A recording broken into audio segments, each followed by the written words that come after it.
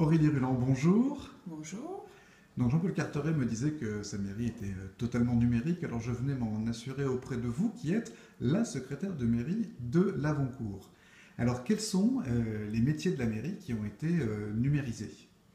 Alors, le cimetière, Ouais, tout ce qui est comptabilité, tout ce qui est acte d'état civil, ouais, par le biais de notre site internet, euh, d'accord. les gens peuvent faire voilà, des demandes d'acte d'état civil. Ouais, Euh, Moi, je reçois une alerte par email et d'accord, je leur réponds directement en renvoyant le document par courrier.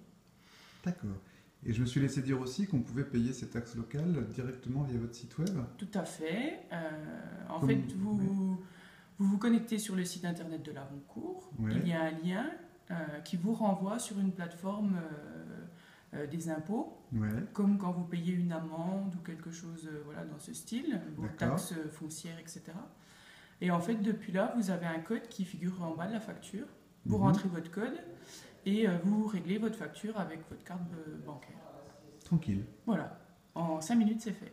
On fait peut-être un focus sur le cimetière, parce que vous Mhm. avez, alors, c'est un métier qu'on ne connaît pas forcément bien, enfin les maires le connaissent très bien, mais ça peut être un casse-tête. Donc en quoi consiste la numérisation des fonctions du cimetière, de la gestion du cimetière?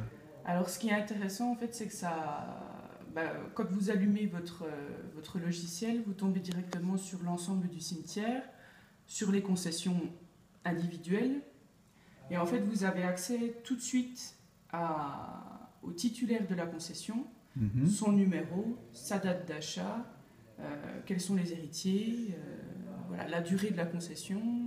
Et quand elle arrive à terme, vous avez une alerte, vous avez... Voilà, on a un système d'alerte qui nous dit, voilà, il faudra envoyer un courrier type, donc Ouais, ils nous fournissent le courrier, à la personne concernée. Donc après, c'est à nous de rechercher aussi, quand la personne n'est plus là, les héritiers, hein, ouais, pour leur écrire. Et du coup, c'est comme ça qu'on renouvelle les concessions. d'accord. Donc on a sous format numérique, on l'a aussi sous forme de classeur. Donc je dois remettre à jour parce qu'il faut conserver quand même une forme papier, le cimetière étant, si voilà, un virus intervient dans l'ordinateur. Oui, il faut garder un doublon, Voilà. effectivement, un doublon Ouais. physique. Est-ce qu'il y a d'autres métiers qui vous obligent et vous incitent à utiliser le numérique au quotidien? D'autres demandes, d'autres...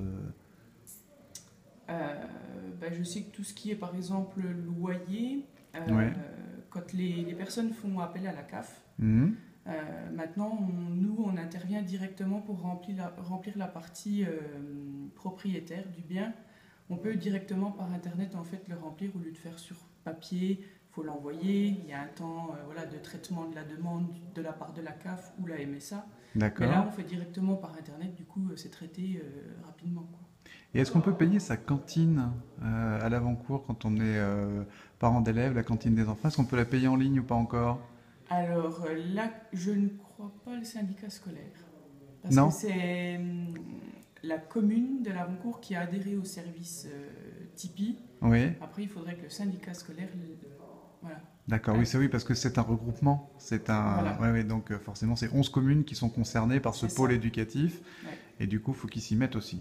Bon, voilà, je pense que ça va pas tarder. On va voir l'institutrice tout à l'heure, on va lui en parler. exactement. Merci beaucoup De Aurélie. rien. À bientôt. À bientôt.